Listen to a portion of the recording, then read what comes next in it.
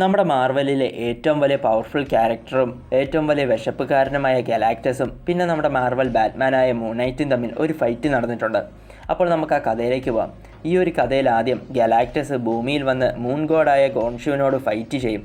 കോൺഷുവിനെ തൻ്റെ ഹെറാൾഡാക്കി മാറ്റുവാൻ വേണ്ടിയായിരുന്നു ഗലാക്ടസ് കോൺഷുവിനെ കാണുവാനായി അങ്ങോട്ടേക്ക് ആദ്യം വന്നത്. എന്നാൽ ഹെറാൾഡായി സ്ഥാനമേറ്റ് ഗലാക്ടസിൻ്റെ വെറും ഒരു വേലക്കാരനായി ജീവിതകാലം മുഴുവൻ ജീവിക്കുവാൻ കോൺഷു തയ്യാറായില്ല. അങ്ങനെ ഒന്നും രണ്ടും പറഞ്ഞ് കോൺഷുവും ഗലാക്ടസും തമ്മിൽ തല്ലുണ്ടാക്കി.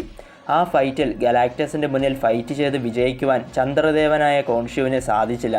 ഗലാക്ടസ് കോൺഷുവിനെ അടിച്ചു വീഴ്ത്തി. മാത്രമല്ല തൻ്റെ ഒരു കാലുകൊണ്ട് കോൺഷുവിനെ ഗലാക്ടസ് ചവിട്ടിയരച്ചു. എന്നിട്ട് ഗലാക്ടസ് അവിടുന്ന് എങ്ങോട്ടേക്കോ പോവുകയും ചെയ്തു. അങ്ങനെ ഗലാക്ടസിൻ്റെ അടികൊണ്ട് മരിക്കാറായി കിടക്കുന്ന കോൺഷു അപ്പോൾ തന്നെ തൻ്റെ അവസാന ശ്വാസം നിലയ്ക്കുന്നതിന് മുമ്പായി തൻ്റെ അവതാറായ മൂൺനൈറ്റിനെ അങ്ങോട്ടേക്ക് ടെലിപ്പോർട്ട് ചെയ്ത് വരുത്തി. തൻ്റെ പ്രിയപ്പെട്ട കോൺഷു അടികൊണ്ട് മരിക്കാറായി കിടക്കുന്നത് നേരിൽ കണ്ട മൂൺനൈറ്റ് ആകെ ഞെട്ടിപ്പോവുകയാണ്. മാത്രമല്ല തൻ്റെ ഏക പ്രതീക്ഷ നീയാണെന്ന് മൂൺനൈറ്റിനോട് പറഞ്ഞ് കോൺഷു അപ്പോൾ തന്നെ മരണത്തിന് കീഴടങ്ങുകയും ചെയ്തു. ശരിക്കും എന്താണ് കോൺഷു മരിക്കുന്നതിന് മുമ്പ് പറഞ്ഞതിൻ്റെ അർത്ഥമെന്ന് മനസ്സിലാവാതെ കോൺഷു മരിച്ചത് കണ്ട് മൂൺനൈറ്റ് അവിടെ സങ്കടപ്പെട്ട് നിൽക്കുകയാണ്. പക്ഷെ പെട്ടെന്ന് അങ്ങോട്ടേക്ക് നമ്മുടെ ഗലാക്ടസ് ഓടി വന്നിട്ട് നിന്റെ യജമാനായ കോൺഷു മരിച്ചുവെന്നും അവനെ കൊന്നത് ഞാനാണെന്നും എൻ്റെ ഹെറാൾഡ് ആകുവാൻ അവൻ സമ്മതിക്കാത്തത് കൊണ്ടാണ് കോൺഷുവിനെ താൻ കൊന്നതെന്നും നിന്റെ ഈ ഭൂമിയെ താൻ ഉടനെ തിന്നുമെന്നും നിന്റെ ഭൂമിയെ രക്ഷിക്കുവാൻ എന്തെങ്കിലും നിനക്ക് എന്നോട് പറയാനുണ്ടോ എന്ന് ഗലാക്ടസ് മൂൺനൈറ്റിനോട് ചോദിക്കുകയാണ്. അപ്പോൾ തന്നെ ഭൂമിയെ ഗലാക്ടസിൻ്റെ അടുത്തു നിന്നും എങ്ങനെയെങ്കിലും രക്ഷിക്കുവാനാണ് കോൺഷു തന്നെ ഇങ്ങോട്ടേക്ക് ടെലിപ്പോർട്ട് ചെയ്തതെന്ന് മൂൺനൈറ്റിന് മനസ്സിലാവുകയാണ്. അന്നേരം തന്നെ ഗലാക്ടസിനെ ഫൈറ്റ് ചെയ്ത് തനിക്ക് തോൽപ്പിക്കുവാൻ സാധിക്കില്ല എന്ന് മനസ്സിലായ മൂൺനൈറ്റ് കോൺഷു നിരസിച്ച നിന്റെ ഹെറാൾഡ് എന്ന സ്ഥാനം താൻ ഏറ്റെടുക്കാമെന്നും തൻ്റെ ഭൂമിയെ പകരമായി നീ തിന്നാതെ വെറുതെ വിടണമെന്ന് മൂൺനൈറ്റ് ഗലാക്ടസിനോട് പറയുകയാണ്. ഇപ്പോൾ മൂൺനൈറ്റ് സ്വയം തൻ്റെ ഹെറാൾഡായി ജോലി ചെയ്യുവാൻ തയ്യാറായത് കണ്ട് സന്തോഷം വന്ന ഗലാക്ടസ് അപ്പോൾ തന്നെ കോസ്മിക് പവേഴ്സ് എല്ലാം കൊടുത്ത് മൂൺനൈറ്റിനെ തൻ്റെ ഹെറാൾഡാക്കി മാറ്റുകയാണ്.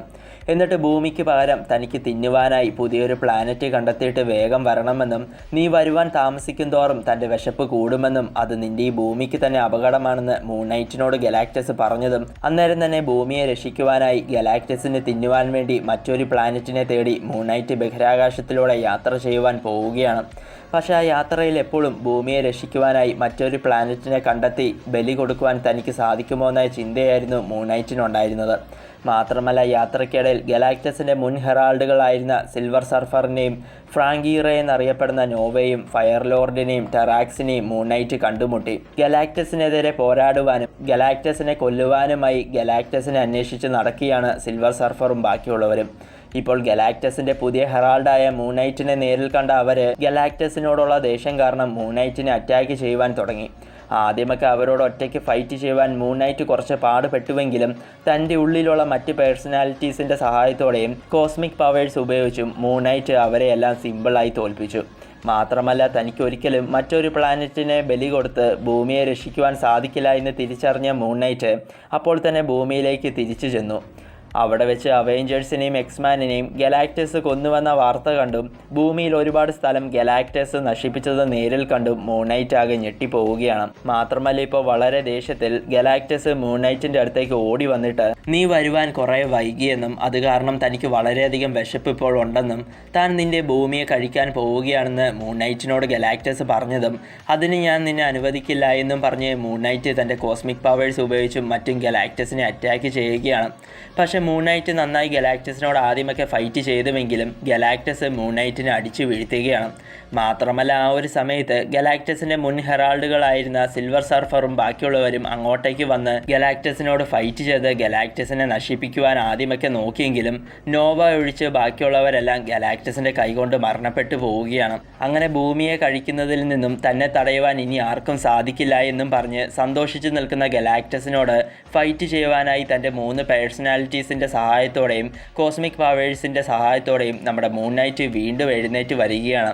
ആ ഒരു ഫൈറ്റിൽ മൂൺനൈറ്റ് ഗലാക്ടസിനെ തോൽപ്പിക്കുന്നില്ലെങ്കിലും ഗലാക്ടസിൻ്റെ മൂക്കിൽ നിന്ന് രക്തം വരുത്തുവാനും നല്ല വേദനിപ്പിക്കുന്ന അറ്റാക്കെല്ലാം ഗലാക്ടസിന് നൽകുവാൻ മൂൺനൈറ്റിന് സാധിച്ചു. അങ്ങനെ ആ ഫൈറ്റിൻ്റെ അവസാനം ഇങ്ങനെ ഫൈറ്റ് ചെയ്യുന്നത് തൻ്റെ വിശപ്പ് കൂട്ടുക മാത്രമാണ് ചെയ്യുന്നതെന്നും നിൻ്റെ ഈ ഇത്തിരി പോന്ന ഭൂമിയെ തിന്നാലൊന്നും തൻ്റെ വിശപ്പ് മാറില്ല എന്നും തനിക്ക് നിൻ്റെ ഈ ഭൂമിയെ വേണ്ട എന്ന് മൂൺനൈറ്റിനോട് പറഞ്ഞ് മൂൺനൈറ്റിന് നൽകിയ കോസ്മിക് പവേഴ്സും ഹെറാൾഡ് എന്ന സ്ഥാനവും തിരിച്ചെടുത്ത് ഗലാക്ടസ് അവിടുന്ന് തിരിച്ചുപോയി.